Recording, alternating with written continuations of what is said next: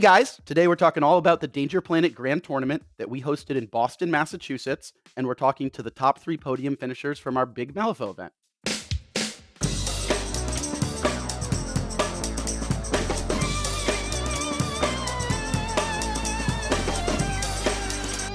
Welcome back. Nathan, how is the flight in today? To his house? No, to the Danger Planet, obviously. I drove, so... No, Nice. he means like you're on the Danger Planet now. Did you take a spaceship to get here? Did you teleport? How was your Oh, no, flight I to- drove. Oh, you drove your car to space. I see. Yeah. Impressive. Yeah, I'm from the Midwest. I just drive everywhere. Oh, yeah, to be fair, the Midwest is only a couple hours from literally everywhere, so that makes sense. The NASA space program recruits Nathan, and he just rolls up in a 97 Honda Civic, and he's like, all right, boys, we're going to the moon. And they're like, Nathan, I don't think this is how this works. And he's like, no. You've clearly never been to the Midwest. Yeah. We're going to the moon, baby. So for those of you who may or may not have met Nathan and or Landon and or Longton in person, you might not know that they're all like insanely good Malifaux players. So one of our goals today is that we want to talk about kind of what they did to prep. And so, we had this big Malifaux GT. You'll see the pools as we talk about each of the rounds show up on the screen in Boston, which it was, super, super awesome time. But let's get right into it. So starting with Landon. Landon, you knew this event was happening. You knew that you were going to play 10 Thunders. What did you do to get into the Malifaux spirit? So honestly, I don't tend to do a lot of prep, and it really hurt me this event. But I bought a Shenlong crew is what I did to prep. And let me tell you, that did not help. Because I did not play it. I did not play it. Oh my god. I also think a hilarious thing, Landon, specifically for you, because you're the resident 10 Thunder master, like the Zen Buddhist master of 10 Thunders on our team, right? And mostly across the US as well.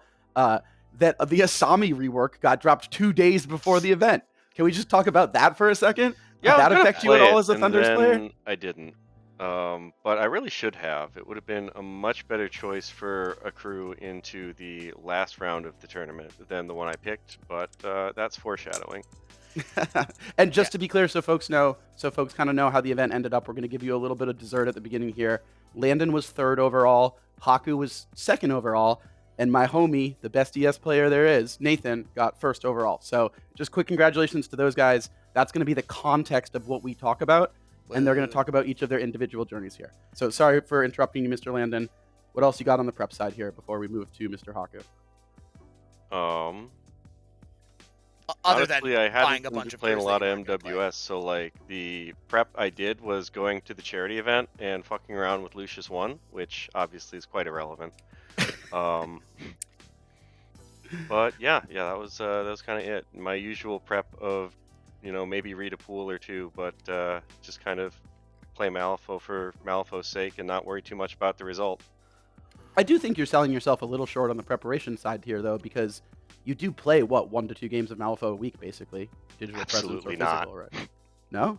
I don't think I played a single game of Malifaux between the Scoundrels event and Danger Planet, and I don't think I played a single game the month leading to that. I don't actually play a lot. This is a common misconception people have. All right, well, this was perhaps the wrong way to start this video. Perhaps. Longton, perhaps you can enlighten us as to what your preparatory regime. Can we call it a regime? No, what is the regimen? That's what Regime. I was No, it's a regime. It's a regime. What was your preparatory regimen? I'm cutting this out. What was your preparatory regimen? Prepping up, getting ready for this tournament. I caught COVID. Oh, right. I was the wrong person to go next on that one,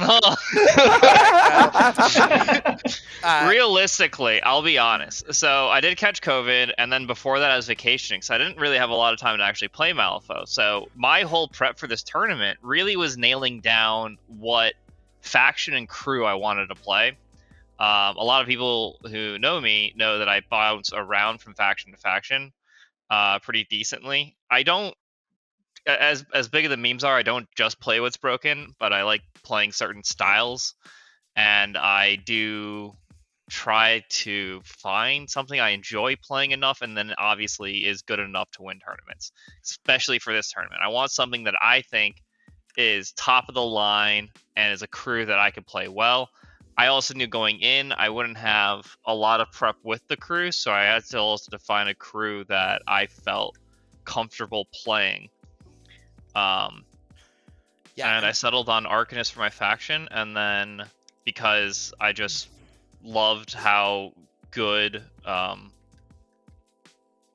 I blanking on the name? Cedra was, and Sightless Snow. That model is so sick, and I decided I'm gonna stick with my summoning roots, and I just slammed Raspy. And I always knew, like, if there was a matchup I didn't think Raspy would be good with, I could always fall. I don't know. I'm not sure I necessarily believe this exists, but I would always be able to fall back into a comfort pick of either playing Hoffman or playing Damien, who I think are both strong right now, but not good enough to beat some of the players there. Interesting. And do you think you would have done anything differently now looking back on it? If you had, I guess, well, you got really sick with COVID, but do you think you would have done anything different if you had to do it all over again? No, I actually think I'd commit harder. I don't know if I would have really played almost anything differently. Yeah, I mean, you had a good We'll run get up into and like you played why well. I'm not first later, but you know. yeah, fair enough. Yeah, save that. I actually felt really comfortable. Like it literally was like shaking off like a little bit of sickness. I played game 1, and then I really just felt comfortable, and then just got to go and do what I think Arcs does best. Yeah, I think being in a high leverage tournament setting and having the ability to feel comfortable and to have faith in what you're piloting and not be too stressed out is a big metric of success for me, at least personally. I know that when I'm more relaxed, I generally do a lot better in tournament settings, and when I'm like tweaking out or when I'm nervous is when I tend to make stupid mistakes, even if I'm trying to think extra hard about how to not make those stupid mistakes. So I actually think that point you just made is a really salient one, and something that is relevant to just about any player that wants to go out and try to, test themselves to do well at an event. I think that's a really good point. But with that point, Nathan, did you get COVID and also not play fucking Malifaux for months and months and months and then come out of a cave and drive here and win the event? How did it go for you, my friend? Yeah, please give us something, Nathan. Give us fucking something, dude. Oh yeah, I've got something. Cool, thank you. Just by like sheer coincidence of timing of local events and good things happen in like the month leading up to the tournament, like Danger Planet tournament, I played like 20 something games of Malifaux that were just tournament games, not including like me and Doug had been playing online a few times leading up. Yeah, you kicked my face in. I wouldn't say that was prep for you. It was more you just beating on me and asshole. But yeah, but yeah, I ended up playing a lot leading up to it. Although only most of that was on Anya, just like prepping for a different local tournament, just for fun. Rad. So just played in a lot of games, played in a bunch of tournaments, practice games as much as you could. Yeah, kind of. Yeah, do you find yourself ever using the pool specifically from the event, or just kind of trying to think of specifically like that strat, or what to take in these schemes, or like where's your main sort of focus? I'm generally of the opinion that as long as you're playing a game, you can, and like you're at a baseline of skill, you can use that experience for any other game. Sure. Yeah, and were most of your games using a chess clock? No, like only the Vassal tournaments were. Ooh, that's probably also a good Landon Longton question. I guess you guys didn't really play a lot of games, so I guess it's not. But do you find usually when you're going to a tournament that's going to be unclocked that you'll prep with clocks, or do you just kind of have enough clock experience nowadays? I feel like I've just got enough clock experience that's not something I worry about anymore. Clocks are good though. I wish I had them in other games that I play. Yeah. Wow. Yeah, the evergreen problem for me with clocks is if it's like just enough out of my line of sight, I just can't forget it exists. Oh, I definitely needed help with some of the buttons. My round 1 opponent was very helpful with that. Our game as well. I had to remind you a bunch. What is your guys' perspective on generally using clocks in a tournament setting for Malifaux? And this question is to the three of you. Do you think that it's important to have those so that players get like a certain amount of time, or would you guys rather play without them? What's like your personal opinions on that? I feel like clocks are cool for a variety of reasons, but namely, we could do without them if we didn't want them, but I feel like just the fairness aspect of it is good, like transparency. I don't know. Yeah, I think mean, for it any guarantees big that everybody tournament, gets their 2-3 hours. Sorry, go ahead, Haku. I interrupted you. Go ahead. No, I think for any big tournament, I would never want to go back to not using clocks. I understand, like, if we had like our local tournaments back a bit more, I just wouldn't care to use them. But for any nice big tournaments, I'm a decent big fan of them. Yeah, same. Nathan?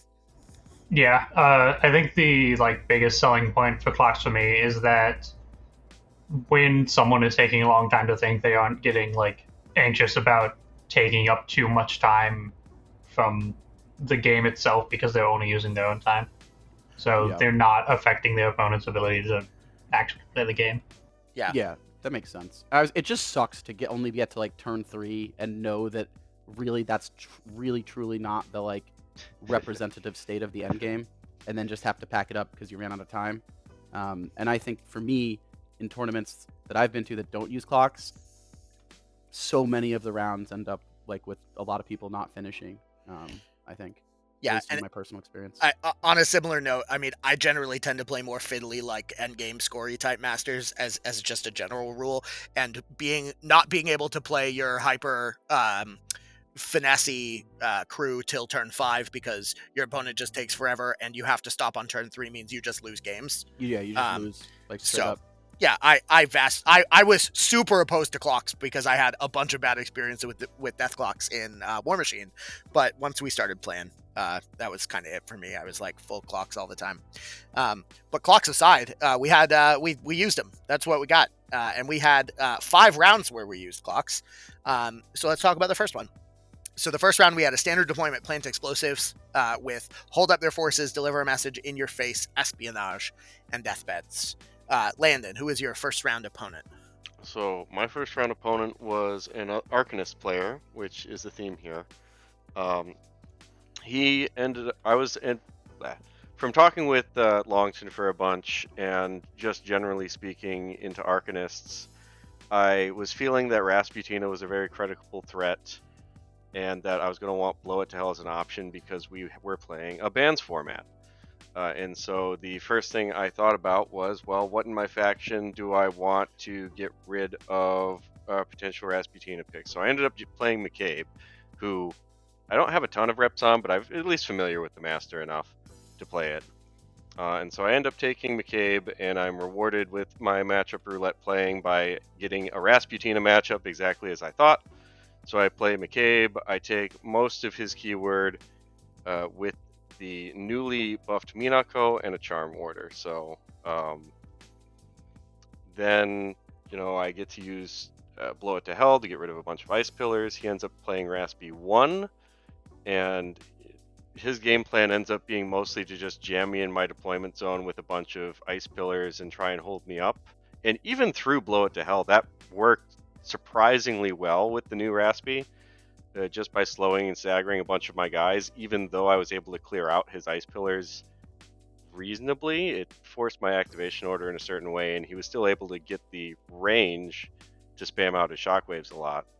But ultimately, attrition wasn't on his side since he spent most of the game making pillars and putting out conditions, so that I was eventually able to actually kill Rasputina and end all of the control nonsense sometime around turn 3. Which really swung the game at that point in time. Yep, yeah, that looks right. Yeah, you played against one of the Canadian players, in fact, and you ended up taking the game 8-3. Wild stuff. Haku, tell us about your round 1. It looks like you played also a Rasputina player. There were a lot of them. And you were a Rasputina player. I was a Rasputina player. I played against Shannon.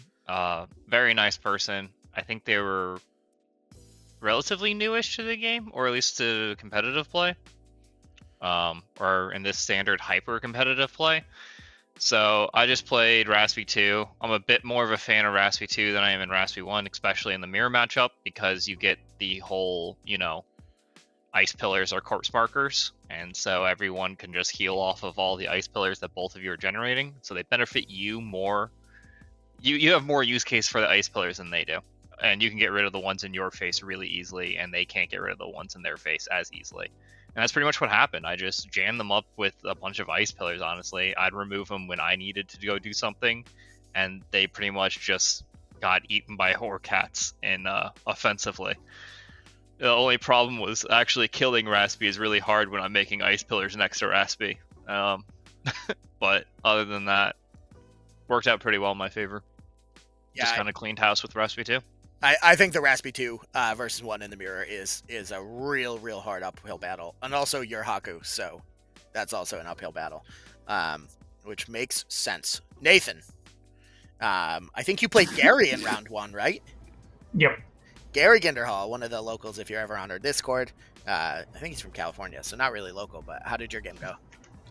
Yeah. So he went Bowie 2, I went Jedza 1, and at the start of the game, he asked me if I had any armor ignore, which I said no, and then said that, but I had a lot of ping damage, and I don't think he immediately understood what I meant by bringing that up, because he was not ready for how fast the Whiskey Golem went down. Because between so when I had the damned, so whenever a model gets healed near him, I can pulse out 1 damage. Yeah, you just pulse. Yeah, so and he was doing a lot of ping damage, so a lot of my models were getting low enough so that they would heal when they'd activate near Jedza, so they just activate pulse out of damage and then either hit it and just do a little bit of damage, or just go off and do something else. And then there's also Mikhail, who has the I hit some model and then heal this model over here, Jedza turns that into damage. So Bowie and Whiskey Golem, along with 2 Tormented River Monks, did their best to try and slow my bubble down, but they were pretty much all dead by the end of turn 3. Rough. I think the Jedza bubble is an incredibly hard thing to try to have to play up against unless you're very aware of what it is. It can, all of the ins and outs and little tricks that it can do, or it's a lot if you're not used to it or if you're not prepared for it. Yeah. And it's so easy to fail to pick it apart. And the second you do, the whole thing just heals back up and it's like you didn't do anything. Yeah. I've definitely been on the losing side of the Jedza bubble before, so I sympathize. Yeah, he got close to getting McCabe low enough to kill him, and I think if McCabe had a little bit more poison on him, then he could have done the Bowie 2, move a model up to their poison value at the start, and he might have just been able to pick up a kill there. But I think Mikhail had 1 less poison than he would have potentially needed for that to happen. Oof. Yep, that makes sense. All right, so round 2 is going well. Everyone's undefeated at that point. But there's some stuff that happened in round 2, which we'll talk about in a moment. But we had flank deployment on Stuff the Ballots. We were running Outflank, Espionage, Let Them Bleed, Sweating Bullets, and Protected Territory. So Landon, why don't you tell us about your round 2 opponent? So my round 2 opponent was playing Arcanists, and I was asked myself, well, if I'm playing into Arcanists, I'm afraid that they might put down Raspy, so which master should I declare in order to get access to Blow It to Hell? So I decided to play McCabe 2.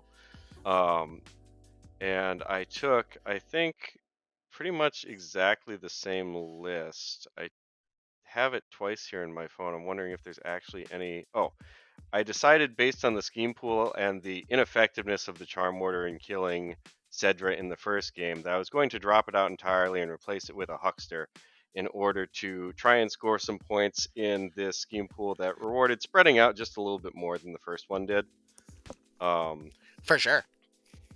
And so that ends up panning out pretty well for me. My opponent here mostly tries to just run his big, expensive models down the center, which gets him pretty good control over it. But ultimately, most of the game comes down to that huckster scoring, I think, 5 points by himself, and the only reason he's able to do this. Yeah. So how did this huckster survive in order to do this instead Who of? was who was your opponent? No. Who was your opponent? We'll get into who your opponent was later. We gotta save that for the big Did reveal. it start with a hawk and end with an ooh? No. What? No. Yeah. So how did this huckster survive to score 5 of your 8 points by himself? By themselves? Yeah. So, anyways, the huckster, towards the middle of round 3 or so, ends up with getting attacked by this unburied focus soulstone miner on its way to go score some other points. And luckily, the very previous activation, I had drawn the red joker off of my Know the Warrior activation, so I was able to survive the cheated in 13 that would have spelled the huckster's untimely demise. And that ended up being pretty much the only reason I won by 5 points. It seems to me that my opponent only scored 3, so maybe I could have tied if that thing died, but I don't think I would win if it did. So, yeah, it was pretty important. Because it was like that model itself was worth, essentially what it came down to is the model itself was worth basically 3 points because it scored you 3 points and it denied me from scoring my stuff to ballots. You mean his opponent? Yeah, his opponent. Yeah. So a 5 point swing, it would have been really close to like how many, because he would have definitely scored 3 less points, I think, if that huckster died. Wow. And then how many extra points would I have scored with my miner being allowed to do ballots and You mean Landon's opponent's miner? Yeah, Landon's opponent's miner. All right, Haku. Since you're so keen on the matches, why don't you tell us how who your round 2 opponent was? Just love red jokers. I just love red jokers, guys. Oh my gosh. I'll say that sarcastically now, but give it a little bit, and I won't say it in an exasperated way. Yeah. I mean, you will say that. You will say that. You'll just be. I love red jokers, guys. I'm sure Andre Demings loves them too, Haku. Whoa. Whoa, spoilers. Spoiler. I have to cut that now. Foreshadowing. No, you got the foreshadowing is not saying the name. Spoiling is just saying the name. Brandon, the man stole your mustache. You're gonna cut this. No, part I know. We'll get to it. But, you better talk about how your mustache got stolen. Hawk, Longton and Landon played in round 2. If that wasn't apparent, if you couldn't tell from Haku being like, fucking hucksters under his breath, Boston had to collude to make sure Chicago didn't take first and second podium. Yeah. I mean, I had to make sure that they couldn't both win, and then they did. So, what are you doing? I guess I don't know. Nathan, you actually had a game. You had quite a game, actually. Are you saying we didn't play a game? No, you played a game. No, we played a fucking red joker flip because we cut the map in half, and one of us had a model living on the top left, and the other one didn't. Yeah. And it was supposed to be me. Yeah. I don't know that it was supposed to be you, but it sure wasn't. It sure wasn't. Yeah. But I do know that Nathan ended up playing Mike Hengel, right, in round 2? Yep. Hengel? I think it's Hengel, right? Am I wrong? Mike, if you're in the comments, write in and let us know. But Mike, we had hung out with Mike 2 weeks prior when we were at Gen Con. Oh, 2 weeks later. I'm sorry. I don't know what time is anymore. It doesn't mean anything to me. I ended up hanging out with Mike a couple weeks later when I was at Gen Con. But Nathan, tell us about your game. Yeah. So in a pool with stuff to ballots, outflank, espionage, and protected territory, you of course want to spread out. So I hired Jedza. Yeah. Naturally. So I hired my bubble crew. Yeah, and I didn't take the damned. A while. Yeah, because it's a bad model. No, but it's really not. That's quite the hot take. It's really that's not impressive. Yeah. So my basic plan in Evans Sweating Bolt in Stuff the Ballots is only one player can score 4 points, and I can just kind of like start my bubble on one end of the center line and just shift towards the middle and work on getting my 8 and just keep my opponent at 7. But the important thing to do with that, with Jedza, is don't leave your very important scoring model just barely outside of line of sight. Actually check that so it doesn't die unnecessarily. Because Auster and Twig can just like super easily score espionage on her own, or like with help of Jedza, because of Eyes in the Sky and Vantage Point. And on turn 2, one of the Hexpos, or his Hexpo just like put 3 shots into Auster and Twig, put her at 1 health. Like, oh, whatever, this is fine. Jedza's around here. No one else is here to like block line of sight. I don't need to worry about this. So I activate. I think it was Jedza in like at this like early turn 3 and get her in to just put pressure on Toll, and then because of the angle I'm sitting at, it was just barely clipping through the Kurgan.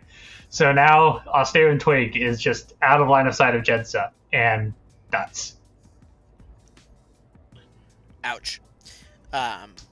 Yeah, I think Michael was playing Tull 2, right? He played Tull 2. Yeah, Tull 2. All 5 rounds, if I recall.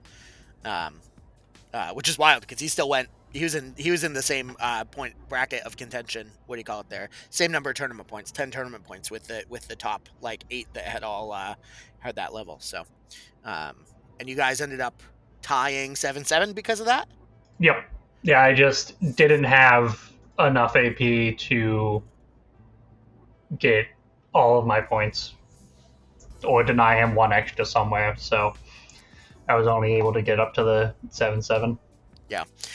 Well, I'm sure then the round that everyone's waiting for, which is just one of the most one of the best rounds I think, was karaoke. What did we all do? You missed round 3, I think, but. Oh yeah. Oh, yeah, I'm I sorry. think we have I'm to play sorry. round We did 3 first, Brandon. round 3. In round 3, we had a corner deployment on Raid the Vaults, and the schemes were Power Ritual and Snare, Information Overload, Take Prisoner, and Sweating Bullets. Yeah. Sorry. Oh, I'm so sorry. Round 3, Landon, who was your opponent? So my opponent round 3 was Turner. Or Turner is Roadhouse for the folks that know him from the MWS community. And that was, by that game, I was like starting to get some of my tournament fatigue after having played Haku the game before. It was a tough game that, the Red Joker helped a lot, but it was still, a competitive game through that. And so, I ended up just trying to, I'm playing against Neverborn at this point in time, and I'm trying to figure out what I want to do. And, in retrospect, Asami would have been a really good drop, but I ended up playing Jacob Lynch instead. And this was a really tough game, as I was playing into Zareta. And the thing that's really annoying about playing into Zareta, especially when you're playing a crew with a lot of like good card draw or card filtering, is that you finally set up. I always play less hand, and then Zareta just activates and throws it all in the garbage, right? And so that's a really tricky element of that matchup. So ultimately, between that and the crew that he had hired, I knew I wasn't going to be able to like win on attrition like I normally do, because he had taken the Emissary, Bad Juju, Hildegard, more Reese, not less Reese, but more Reese, and I think some other model I'm forgetting at the moment, but it was a very unkillable looking crew, so I ended up just using Kitty to try and get some scheme markers to cover up some points. He didn't really have very many scheme runners of his own, and he just kind of stayed bubbled up in the middle for most of the game, or his deployment zone. So he didn't really reach out and touch most of my... He did reach out and touch a lot of my stuff that I had left out there, because I had like a Fuhatsu that was mostly eating emissary attacks the whole game. And so I lost most of my models as opposed to him losing any of his, but was able to squeeze out the points somehow, despite massive casualties. I remember at some point in time I had Power Ritual and I had to run Jacob Lynch all the way from the center of the board all the way back to my deployment zone to drop a marker that I forgot to drop at the beginning of the game, so I was a little tired. for getting something critical like that. But ultimately, it ended up working out as he ends up chasing me from the center where all of the points are and guard the stash to my deployment zone where the points are not. And I think I ended up scoring an extra vault point or something because of that. That's as much as I can remember.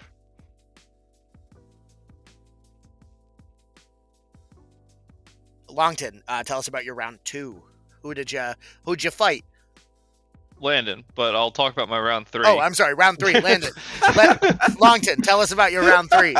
Sorry, I keep thinking round 3 is karaoke. Jesus, Brandon.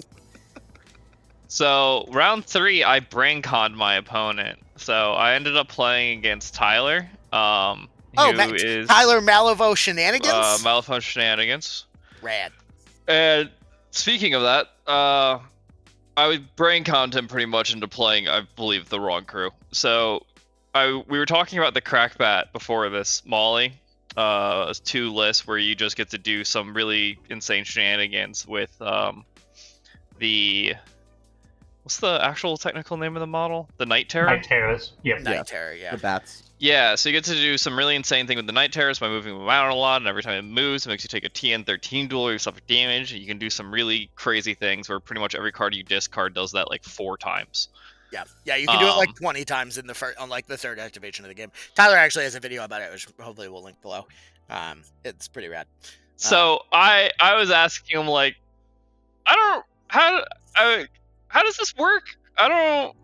Just in case, someone takes it, I don't want to, maybe I want to figure it out. I would ask someone else like nearby while we were talking about that. He's like, oh, maybe it's not a bad idea to do. And then he played Molly 2 and then did it. And all I could think of is, man, why didn't you just play Molly 1? That's really strong against me. Yeah. And then he was, oh yeah, I probably should have. Yeah, we were talking about it. We were talking about it after, and he was like, I was gonna crackbat him, but then I was like, I don't want to crackbat people. That's not cool. Yeah, it was really. And then I brain conned him into crackbatting me when the correct answer was probably not to do that. So, anyways, he tried to do the crackback. The problem is I just hang out so far back.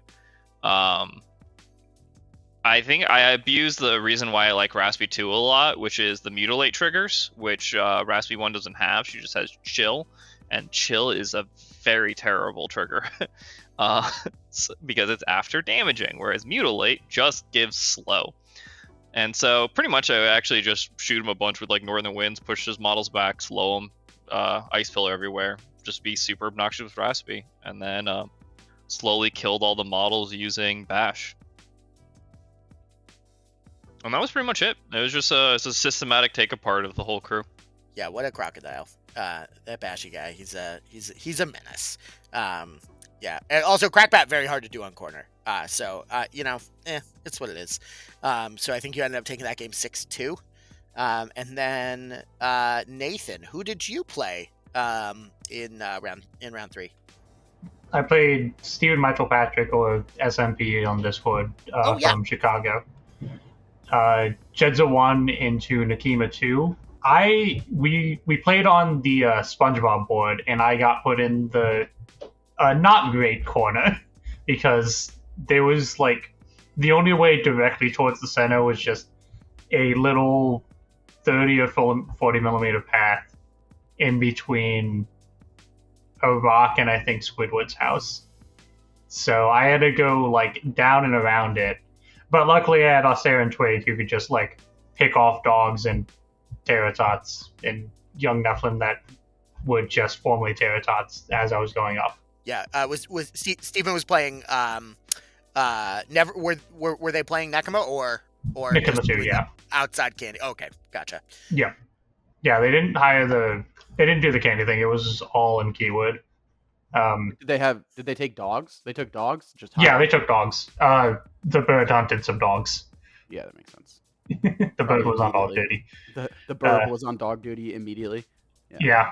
One of they were a little bit too careless with one of their ancient pack dogs, so that was the first one to die.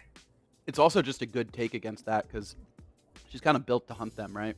So. Yeah, I mean, Auster and Twig is just good against like almost any keyword, but especially ones that have cheap little like schemers or support models that just hide that survive by hiding, and or you like can't hide from the bird. yeah, or like totems that are important to the crew. Like I remember when you played me, and I was on McCabe 2 ES, you immediately were like snap take Auster and Twig, fucking immediately kill your doggo or try to kill your doggo. No, that was with an Austringer. Oh yeah, sorry. Burb is Burb. Yeah, that was an Yeah. Austringer, not Australian Twig. That was an Austringer out of Bass 2. Yeah, my bad. Was it an Austringer in Twig? Yeah. We did it. So, okay. So now the round we've all been waiting for. What were our first round picks in round 3.5, which was karaoke? Actually, I don't even remember. Also for context, so people can follow along, we bought out a gastro lounge in downtown Boston called The Chemist, and we had a karaoke night that we're famous for, and then the end of the night we had people playing some electronic music, and it was like an open bar, and it was a chance for everybody to just decompress, and it was about 10-15 minutes from the venue, but it was really cool to see everybody talking about how much they enjoyed the event. Everybody seemed to really enjoy the train. And I think the biggest thing that I want to make sure that I call out that happened at the end of round 1 or the end of day 1 was Brandon and I this whole time were a little bit nervous that there was going to be bad behavior on the part of people attending, because there was a lot at stake. The prizes were pretty significant, and we were pleasantly surprised when Jim Dyson came up to me and Brandon came up to me and we talked, and we're like, we have a problem. It's kind of a weird problem. Everybody is giving each other too high of a sportsmanship score, so everyone is tied. And so it was actually the reverse of people being shitty to each other. They were being so chill to each other that we had to reformat our sportsmanship scoring, because there was prizes for best sportsman. There was 3 prizes for the 3 top sportsmen. And for me personally, I actually think that was the biggest moment of the event for me. That's when I knew that the event was going well, people were having a good time, and I kind of sat there just and enjoyed that thought while I got to see all my friends sing karaoke. So I just wanted to take a second and call that out, and call out that I don't think that that would happen in almost any other hyper-competitive gaming community I've ever been a part of. Yeah, there's no way. I know that would never happen for any of my professional Magic the Gathering career. I've never seen that in Warmahordes. I've never seen that in other stuff that I've been a part of and competed at a high level. So I just want to congratulate everybody that was a part of the event and the Malifaux community at large for being super chill. Yeah, that's such a uniquely Malifaux problem. It's ridiculous. Yeah. Yeah. What a time, guys. Like, geez, maybe be like rude to each other just to change maybe it up be a little shitty bit. people to each other just a little bit, you know. Yeah. Anyway, yeah, we basically threw a karaoke thing. Brandon was the DJ, and he did a great job. And we're gonna keep rolling with more additional karaoke stuff. Yeah. Wait, I thought the DJ was Gek and Squimp. No, Gek and Shrimp. It was the debut of the karaoke celebrity DJ duo, Gek and Shrimp. Gek and Shrimp, yeah. I, of course, am Shrimp. You could tell because I was wearing a gecko outfit. The genesis of this was Brandon and I were mildly drunk planning the GT like 5 days before, and we found a gecko costume and a shrimp costume on Amazon, and we bought them and immediately got stickers commissioned. Yeah. And decided. Yeah. Shout out to Therapy Gecko Lyle for giving me the sick tip on where to find his gecko outfit. Yeah. Lyle the Therapy Gecko is the best. We love him. He's the best. Okay. I don't know if anybody knows anything that we just said makes any sense, but if you were there, you understand, obviously. But come hang out at a Malifaux GT. We do crazy stuff for Danger Planet. But let's jump into round 4 because we're already kind of getting up there. So round 4, we had Wedge Deployment Cloak and Dagger, and I think it was our only Cloak and Dagger round. And then we had Let Them Bleed, Outflank, Hold Up Their Forces in Your Face, and Take Prisoner. So Landon, who did you play? So in round 4, I had to play Andre in one of the more soul-crushing games I've played in a while. He was on Seamus, I think, for the entire event. Yep. Yeah, he played Seamus 1 with an interesting mix of out-of-keyword stuff. Basically every single round. He played him all 5 rounds.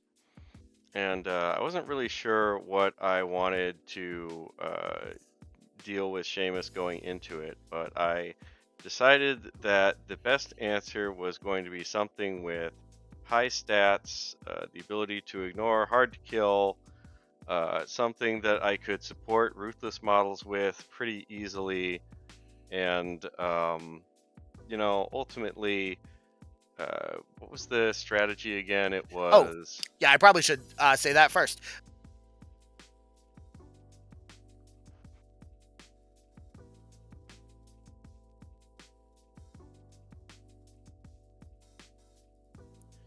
Yeah, and so ultimately, at the end of the day, I wanted something that could also score points in that sort of environment. So I ended up just going with McCabe again, on the premise that I actually named my list. I learned by watching you, Dad. I've heard many a time that the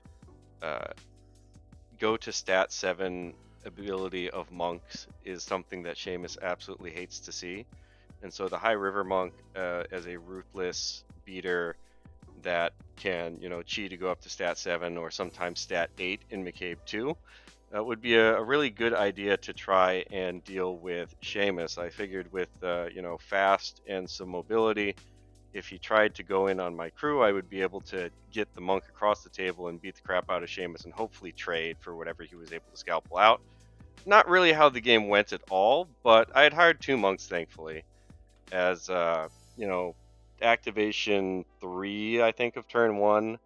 I moved my Terracotta Warrior such that it's only protecting one of my High River Monks instead of both of them, because I can't stay within a 2-inch bubble the entire game and expect to score any points. The problem is that he was able to then take exactly 1 AP for a secret passage, exactly 1 AP to shoot my monk to death, not even needing focus, I don't think, because he saw the top of his deck was like severe red no, he's got a tools for the red Joker on the very first flip of the game, which was like a very portentous thing to happen.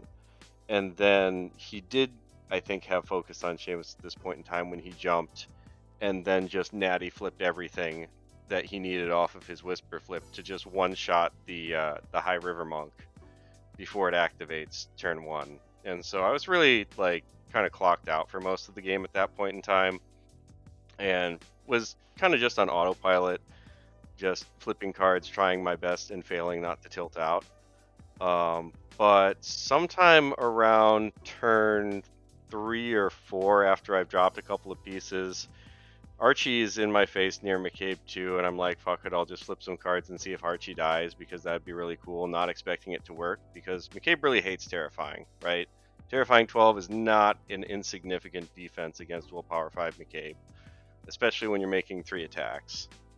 And Archie's got like 11 wounds, so your min 3 isn't normally supposed to kill Archie.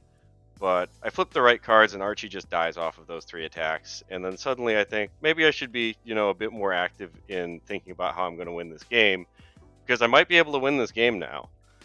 And at that point in time, I think Seamus had also already escaped death by Low River Monk or High River Monk beating, but with like 1 HP narrowly. Not to go much into that, but essentially I put a bunch of attacks into his master, and then forgot that the hat was going to reduce by 2 as well. So I failed to kill Seamus by 1 hit point. Yeah, those hats are no joke. They are so unbelievably good. Absolutely hate those hats. I think if I had done it a bit differently, I might have been able to not get screwed by the hat, but that would have required the cards and triggers to have all lined up to be perfect, which I don't think they did. But anyways, I failed to kill Seamus, so I was really like, I needed that win on Archie to really actually get my mind back in the game. And I'm able to fight it back because he's not doing so hot with the rest of his crew on actually scoring like strategy points and scheme points, even though his attrition is amazing at this point in time. And he made a bit of a mistake in scheme selection, I think, because I think he scored 1 or 0 on his outflank and 1 or 0 on his in-your-face. Yeah, in your face is usually a no-brainer for Seamus, but if he has to end up retreating too early, it can be really really. I think he only ended up scoring 1 on in your face because I killed both Manos and Archie. But I do believe he got the reveal on it when he murdered Desper, which happened like turn 2. I think I was just playing most of this game like 20 soulstones down. But ultimately, I would have had the win if I had simply walked Sadir into his deployment zone at the end of the game for my in-your-face point, instead of where I thought his deployment zone was. Like, I had the movement to walk into his wedge, but instead I just walked into what standard deployment was, because I had a brain fart after, 4 challenging games of Malifaux and just wasn't thinking about what deployment was. And ultimately ended up tying the game because I just put my model in the wrong spot, even though I objectively had the movement to put it in the right spot.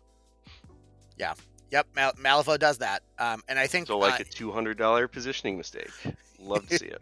I mean, yeah, it was, but maybe double check doesn't hurt. But I think importantly though, we can take away from that, right?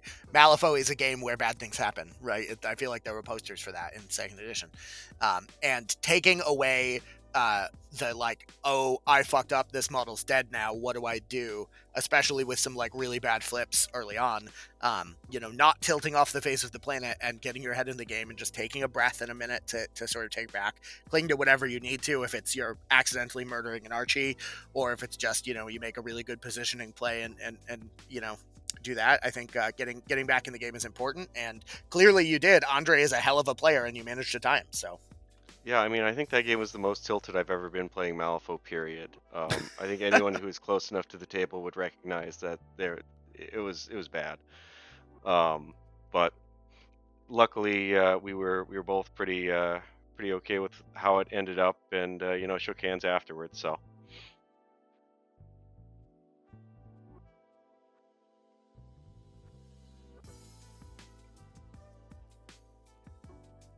No, it was just defective dice, Jeff.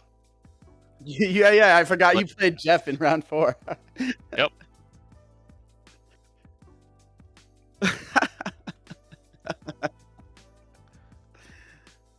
Arcs versus Arcs, and he didn't pick Raspy, so mistakes were made. But no, it was Wedge, Cloak, and Dagger. He picked Tony. He wanted to just immediately go in and bash my face in. I did the super obnoxious thing where I pretty much just kept him in his deployment zone as much as possible. Like countless amounts of, I'll place this ice pillar right outside 1 inch of you, and then I just started surrounding him with ice pillars, barely allowing him to get out. Plus, Raspy's bonus action is the TN to get slowed, make an ice pillar. You have the totem do it, so I'm constantly just keeping his guys like super trapped in, and then Can you talk a little slowing bit, them. Haku, about how Rasputina 2 functions on this? Was Cloak and Dagger, right? You're playing? Yeah. Right? Okay, can you do me a favor for the folks at home who don't understand how absolutely disgusting this interaction is? And can you please explain how Ice Mirror functions with Cloak and Dagger and how you used it in this matchup? Yeah, sure. So for those of you who don't know, Ice Mirror allows you to take an action that is just non-claw. So any non-claw action you can take through an ice pillar. Or in this specific list, you can technically do it through a corpse marker too. And so what that allows you to do is, there's currently 2 strategies in GG 3, 4? 4. Jesus We're Christ. in 4, Haku. We're in 4. Yeah. Yeah. I'm old. All right, so there are currently 2 strategies in GG4 where if you're within 1 inch of the strategy marker, you can take an interact action targeting that marker. Very important, it says within 1, which allows you to basically use your ice pillars to arc through in order to take that action and target that marker. This does not work if it says base contact, even if the ice pillar is in base contact, but because it specifically says 1 inch, you're allowed to just interact through that. And most annoyingly, that also works with the model when they have the intel token. So you can, they take the interact action, get their token, run away from them, and then I just create an ice pillar next to them and go my token from 13, 14 inches away. That's gross. Because 12 inch, well, not that far actually, because even though you can make the ice pillar that far, you can't interact through it. I think it's normally 10 inches, because it's 8 inches to the ice pillar, an inch for the ice pillar, an inch for the action. Yeah. And so that's the disgustingness that Rasputin is bringing to this current GG for Right, specifically those 2 strats.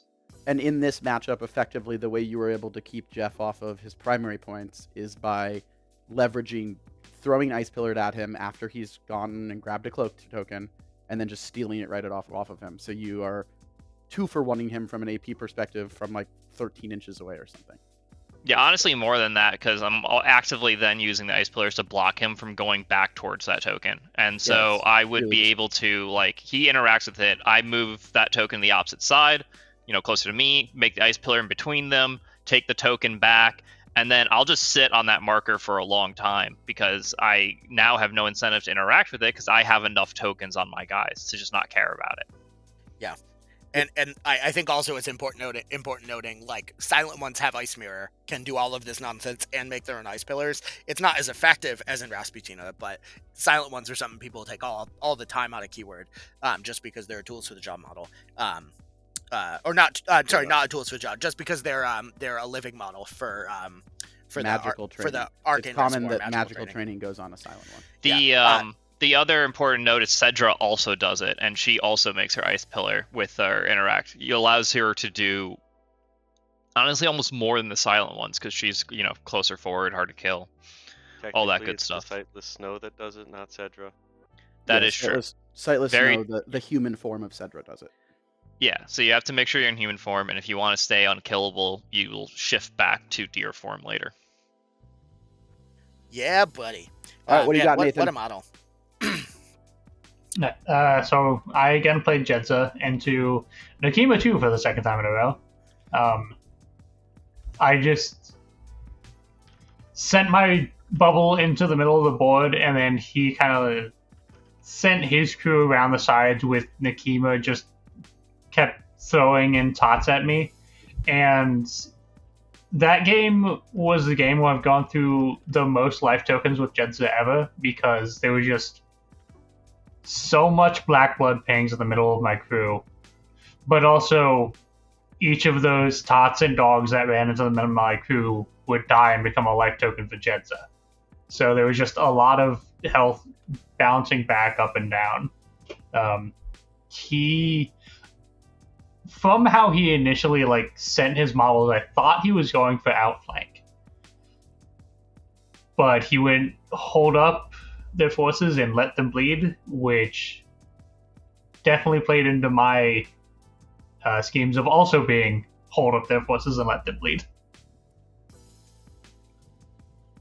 So yeah, and you played Trekken, right? I think that was Trekken. Nick has... yeah. Salomon? Yeah, yep. I don't know what his last name is. Yeah.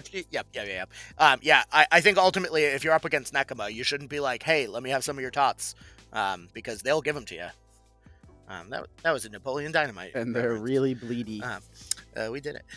Rad. And you ended up taking that 8-4, I think. Yeah. So, obviously, going into round 5, you guys are all pretty much in the X1, X01, X101 bracket. And Landon, I think, if I remember correctly, you ended up playing Nathan in round 5. Is that correct? Yep, that's about right. After 4 challenging ass games of Malifaux, I was having to, face the one player at the event I was hoping that I wouldn't have to deal with. I already had to play Andre. I already had to play Haku. I'm like, just give me something else. I don't need another hard game. Your path to podium was fucking brutal. Yeah. Yep. Fucking it was brutal, dude. Yeah. And so in round 5, we were playing flank deployment with Planet Explosives again. That was our duplicate strat for the pool. And we had information overload, deathbeds, and snare, protected territory, and deliver a message. We threw you the gauntlet because you were playing Nathan. So Landon, from your perspective, how did your game go? Yeah, so ultimately there's some context needed firstly, which is, last year at Nova, my Neverborn Scorpius was only stopped by Linder's Jedza on the top table. Otherwise, I would have had that for first in, I think, the open event. And so, having seen Nathan play 4 rounds of Jedza up to this point, I'm like, oh, well, it's round 5, and it's Plant Explosives, and he played Jedza in the first Plant Explosives round, and he's talked about playing Jedza in Plant Explosives, and who's to say he's not just going to play a 5th round of Jedza out of comfort, having played 4 rounds of Jedza? So I prep a prep to myself, what am I going to drop into Jedza? And ultimately I land on like a Yoko 2 because I'm familiar with it, and I've got a bunch of different tools that I think I can leverage to try and make the Jedza matchup not terrible. So he drops Nexus instead, and I pretty much lose the game on like turn 1 or turn 2. Yeah, it was about that time that you realized I that think he Nathan had, Linder was like, 12 stories tall and from the a Paleolithic crazy era. card for like the first Parasite. Not that that super mattered, but it was also just an annoying thing to start the game with. And just like a lot of my stuff got taken out in deployment by just all the Spell Eater pings off of down to the last drop. And so I don't really know that there's much of a game after that, to be honest. Landon, Like- can you, for the folks at home for the many folks at home that are probably unfamiliar with Nexus 1, can you just give us a very high level, when you said, I pretty much lost the game by the end of turn 1/turn 2, can you just help the folks that might not understand exactly how Nexus 1 functions, how you got to that point so quickly in that matchup, and the abilities that Nexus kind of leverages to kind of gain that type of control over a game? Can I punt that one to Linder? Because he's going to have a better Yeah, sure. explanation as Nathan, to will you what give us mistakes context he on that noticed when I it gets to made you? Yeah. and how he Thanks. exploited them. Yeah, so Nathan, walk us through what is this Nexus stuff all the kids are doing nowadays? Yeah, and by all the kids are doing, we mean exclusively you and no one else. Exclusively as far as I'm you. aware. Yeah, so one thing I always like to do with Nexus, if my opponent doesn't have a like easy way to deal with a Shambling Nest, is to put it 6 inches outside the deployment zone and just first activation send it at something, ideally with a low defense stat. So turn 1, I get my opening hand, and it is like 5 moderate cards and the red Joker. So I see Bill Olgren there, and I walk charge my nest at Bill, which then Landon correctly uses Take the Hit on his Terracotta Warrior. So Terracotta Warrior gets a Parasite token on him, and because he just used Take the Hit onto a model that was around other models, is now also around other models. So my next activation is going with a Spell Eater and just walking to within 10 inches of the Terracotta Warrior and using down to the last drop. So the Terracotta Warrior and all of his models within pulse 2 of it suddenly took a damage, and any of them that did take that damage need to also make a target number 12 defense duel. And I have another Spell Eater waiting in the wings for that, for the next activation. So that was what happened to him on turn 1. And then top of turn 2, I get lucky and again draw the red Joker, but this time I also draw a 12. So I'm able to... I had poison... No, I didn't have any poison out yet. But Bill was close enough to Meredith. So Meredith used Rancid Transplant on Bill, and I cheat the red Joker to force it through, give Bill injured and 2 poison, and then do it again. Bill's now injured, and with the 12 I have in hand, the only thing that can stop it is the red Joker. I stone for a crow, which the crow trigger is if the target has 3 poison, and it's not when you're declaring it, so it's just after resolving the action. If they have 3 poison, they get a Parasite token. So Bill got a Parasite token turn 3, and very top of turn 2, and had to I forced Landon to choose to either save Bill's life or he could run away, and he went off to go scheme. Just to back up for a second on that interaction, because I wondered it at the time, and I'm still fairly certain that it was a wrong line from you. Don't you just Rancid Transplant a friendly model to give them injured and a poison, and then just transfer that to the target to give them a Parasite token, so you only have to win 1 duel instead of 2? Yes. Okay. Just wanted to clarify. Does the math in his head. Beer's turn. Yes.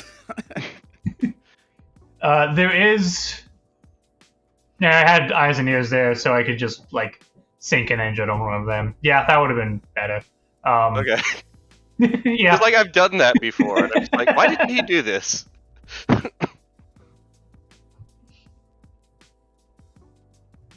No, I mean that was pretty much it for like the big important stuff. Like you did kill my Night Silk Creeper with a red Joker from Yuko out of nowhere, and my Night Silk was holding 4 bombs on him. Yeah, that was like enough to make me think that I would have a reasonable diff coming out of the game, but still wasn't like even if it worked perfect that I could win. Yeah, that at that point I was like, oh shit, how do I kill Yuko now? And the answer was, you didn't have any cards in hand, so I just give her a Parasite token and ping her to death. Yep. Yeah, wild. Yeah, Nexus is so hard to deal with. Once you go down that slippery slope of Parasite tokens, it's really hard to come back from. But I guess we just have one more match to talk about, which was Haku. Can you tell us who you played in round 5 and how it went? Yeah, I played Andre Demings in round 5. Yep. People might know him better on Discord as Carnage. Yeah. Yeah, I don't know. It was a game. It's so interestingly enough, it's the only time I ever actually changed my list. I ran one list the whole tournament except for the final game. The whole tournament I ran Silent One with Training, Bash with Cash, 2 Miners, Cedra with Cash, and then another Silent One. This time I changed it up, but I actually got to bring in a model very rarely used, and that is Snowstorm. Bring it in for the nice little bulletproof aura essentially puts up middle of the storm. You just reduce damage from guns by 2, so makes it really hard for him to go in and assassinate, specific models as long as I keep him near Snowstorm. And that was pretty much like the whole point of my crew.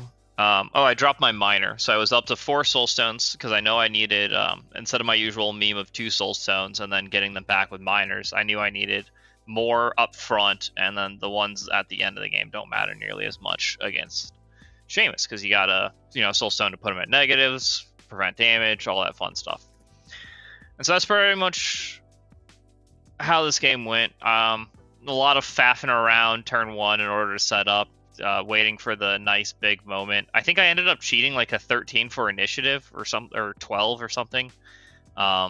Just because, how important it is to not let Seamus go last if you can prevent it. And so I was able to get initiative, and I was enabled him to go in and then try to just murder me. And so I set up in a way where he'd pretty much really only get 1 chance at it, and I didn't leave him with a lot of good models to pick, so he pretty much just had to pick Bash. And I'm trying to remember. I think I reminded him that at one point that Bash had laugh off, but he still went for like the shoot, try to get him over. And then I know I reminded him at least before the trigger, but he basically got the shot off on Bash. He still went with the play on attacking Bash because it was just like wants to try to just murder a model. No, it wasn't. I didn't have Bash. I went with Snowstorm. I went with Snowstorm and went and just punched him a bunch. And I think I YOLO'd Severed on him, which was pretty nice. And got some damage in. And then pretty much with this play style, Andre forced us into whoever wins initiative turn 2 pretty much wins the game. If he wins, he gets to just kill Bash. That's my main way of soaking up damage / killing like the most of his models because he's ruthless, so very convenient for that. And he's also just an HP sponge. If he lives, he goes back up to full health pretty much, and I wipe out everything that he did. And so he really needs to win initiative and kill Bash. Even if I go first, there's a good chance I just go with Bash and he heals up with his own abilities. And then can survive through. Or I can just heal him up with Silent Ones, and we just play this game of like pot kettle. So he decided to commit to the all-in. So it's whoever wins initiative. I think he had a 13, and I also kept a 13 going into this next round. So we go to round 2. I think he won initiative. I cheat a 13, he cheats a 13, reflip. I I win initiative this time. He cheats a 12. I cheat a 12. Reflip. And then I think I flipped the red joker. So that just ended it. And so with that, I was able to go as Bash, killed Shame. I think it was with his Bash. It was probably with Bash. And then I just killed Seamus. And then the game's over. And there's he didn't find a reason to play for diff because it didn't matter. Strength of schedule, diff was never coming up. So we pretty much just called it there at round 2 with dead Seamus and healed back up Bash. Yep, Wild. that'll do. Yeah, I've definitely been on that end of Seamus where I go in for the kill and then lose Seamus, or just don't get the kill or the initiative. So I can definitely sympathize with that. And yeah, it was the neg severe from Snowstorm doing 6 into, you know, obviously the I love Red Joker flip on initiative. I mean, it could have been a 13 or probably a 12, but it's nice to have the Red Joker. And so he was already a very wounded Seamus, and then I got to just pretty much guarantee put his lights out because, you know, defense 4 is not a real defense. And then I think I even injured him, so he's defense 3. It's like, oof. Yeah, and big ruthless gators do like chomping on Seamus snacks. That's Soulstone for Onslaught. Hey, you with stat true. 6. Let's go. What a guy. And that pretty much concludes the Danger GT, right? We had a brief award ceremony where we gave away thousands of dollars worth of actual cash money prizes. There were a bunch of sports. There were 3 best sportsman scores, which again was very difficult to sort of suss out. We ended up having to change our system, as Doug said, and force everyone to rank choice vote their opponents. Because everyone was too nice and gave their opponents too good of a score, and they were too chill, because Malifaux. And then we ended with Landon in 3rd, Haku in 2nd, and Nathan Linder coming out in 1st as the only undefeated player. I guess Nathan, Haku, Pope, do you guys have any closing thoughts just on kind of tournament Malifaux as it currently stands, or any thoughts about kind of U.S. competitive Malifaux, how it slots into the greater community? Anything that you guys want to kind of part on saying with that you haven't had a chance to go over yet? Kind of since we're at the end here, kind of a little bit. Any got parting last words here of wisdom? As usually I'm a pretty big proponent of diff over sauce, and it really helped me out this event, as I obviously got to experience the proponent's perfect case of why sauce is a good measure of podium, having played probably 4 of the 5 best players in the event for each one of my rounds. No offense to my round 1 opponent. So it was that was a very interesting perspective. So I think if we had scored the tournament on diff, I would have dropped out of top 3, despite playing for top table. Yeah, you would have been 4th, but only because you and Andre, I think, tied on diff, and Andre had 1 more total victory point. So it was absurdly close, and that was kind of a thing that Sam and I talked a lot about, trying to figure out what was the correct decision here, because a lot of Malifaux tournaments do use diff basically.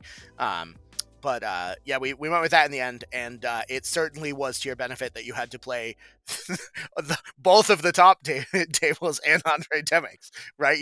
You literally, your diff, I'm pretty sure your strength of schedule was the highest in the tournament, because you played every single one of the people that podiumed. And I'm only a little bit salty that despite beating Longton, he placed higher. But, you know, just a little salty. Yeah. I'm salty despite losing to you. You didn't win. Wild. Yeah. Any more last bits? Haku, you got anything? Or any shouts out? Anything you guys want to promote in your local metas? Anything you guys are up to that you want to shout out and let the internet know about? Anything like that? I'll shout out for the Texas Open in October. Yeah, they do their Bowman Halloween is the man. Doug kind of Bowman thing. is the man. So I'm fighting as hard as I can to be there at that event as well. If you guys, it's the next big Malifaux tournament, I would say, coming up. Yeah, if you guys don't know about it, Doug Bowman is a absolute pillar of the community. He runs large events out of the Dragon Slayer in Texas, in Houston, Texas. He has been doing that for a while. And if you're looking to go to another competitive Malifaux event this year, you should really, really consider the Houston GT. Yeah. Doug's The Fauxdown. Doug's server is called Students of Conflict. He has a Discord server, and he also has a podcast called Students of Conflict. If you guys are looking for more Malifaux content, you should check it out. Bowman's the man. Nathan 1v1 me for the rest of the prize money. Lol. The different Queen Arts. I didn't get to play the person who won the tournament. It feels Nathan sad. 1v1 v 2-for-1 payout right now. Let's go. Anyway, Nathan, do you have anything you want to shout out, buddy, or anything you want to talk about? No. We went through all of our tournaments in the Midwest, like in the Great Lakes here, just like the month before. So now it's in the cooling off phase. Cool. Works for us. Landon, you got anything? We got to start the GoFundMe for Linder to make it to Poland next year. Yeah, the Cartographers Cup just wrapped up, which is awesome. It's the 10 teams from different countries. Team France just won, and I believe the Czech team got second. With another friend of the channel, Draysen, was on their team. He's a really good player. And a staple in the constructive criticism community as well as the MWS community. And he runs Draysen Cup, which is a digital presence tournament hosted out of his and Maniacal Cackle's server, which is called Constructive Criticism. So you guys should all check that out as well if you're looking for additional Comp REL coverage. And he has a channel called Draysen Gaming. Anything else, gentlemen? Or are we going to go and eat as many Chipotle burritos as we can until we throw up? That's my plan. That's my plan for the rest of the week. I made enchiladas, so I'm gonna go eat some of those. But yeah, that's the vibe.